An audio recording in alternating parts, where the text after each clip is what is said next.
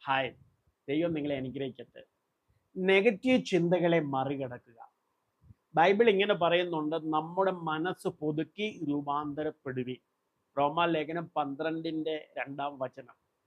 പ്രിയ സുഹൃത്തുക്കളെ, നമ്മുടെ ജീവിതത്തെയും വികാരങ്ങളെയും നിയന്ത്രിക്കുന്നത് നമ്മുടെ ചിന്തകളാണ്. രാവിലെ എഴുന്നേൽക്കുമ്പോൾ തന്നെ ഇന്നത്തെ ദിവസം ശരിയാവില്ല എന്നോ എനിക്ക് ഇതൊന്നും സാധിക്കില്ല എന്നോ ഉള്ള നെഗറ്റീവ് ചിന്തകളാണോ മനസ്സിൽ വരുന്നത് എങ്കിൽ ഓർക്കുക, ഈ ചിന്തകൾ നമ്മുടെ സന്തോഷത്തെയും ആത്മവിശ്വാസത്തെയും നശിപ്പിക്കും. ചിന്തകളെ നമ്മൾ നിയന്ത്രിച്ചില്ലെങ്കിൽ ചിന്തകൾ നമ്മെ നിയന്ത്രിക്കാൻ തുടങ്ങും എന്നുള്ളതാണ്.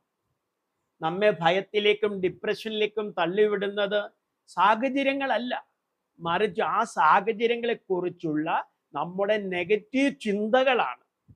ഈ തെറ്റായ ചിന്തകളെ തിരിച്ചറിഞ്ഞ് തിരുത്തുക എന്നുള്ളതാണ് നാം ചെയ്യേണ്ടത്. ഇതിനെക്കുറിച്ച് റോമാലേഖനം 12:2 പൗലോസ് അപ്പോസ്തലൻ പറയുന്നത് ഇങ്ങനെയാണ്: നിങ്ങളുടെ മനസ്സ് പുതുക്കി രൂപാന്തരപ്പെടുവി.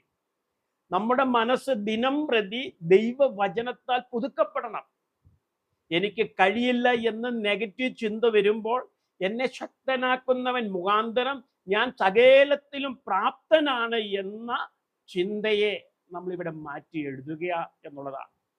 ഇനി പ്രത്യാശയില്ല എന്ന് തോന്നുമ്പോൾ നമ്മളെക്കുറിച്ചുള്ള വിചാരങ്ങൾ നന്മയ്ക്കുള്ളതാണ് എന്ന് മനസ്സിൽ ഉറപ്പിക്കുക എന്നുള്ളതാണ്.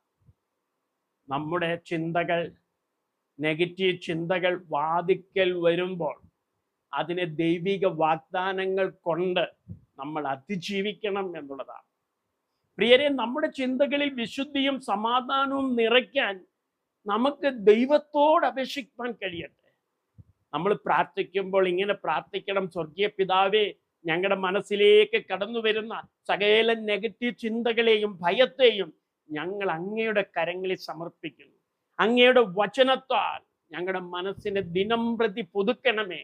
അങ്ങയുടെ സമാധാനവും പ്രത്യാശയും കൊണ്ട് ഞങ്ങളുടെ ചിന്തകളെ നിറയ്ക്കണമേ എന്ന് നാം ഒന്ന് പ്രാർത്ഥിച്ചാൽ വലിയ സമാധാനം നമ്മുടെ ഹൃദയത്തിൽ അനുഭവിക്കാൻ കഴിയും. ദൈവം ഈ വചനങ്ങളാൽ നമ്മളെ അനുഗ്രഹിക്കുമാറാകട്ടെ. God bless you.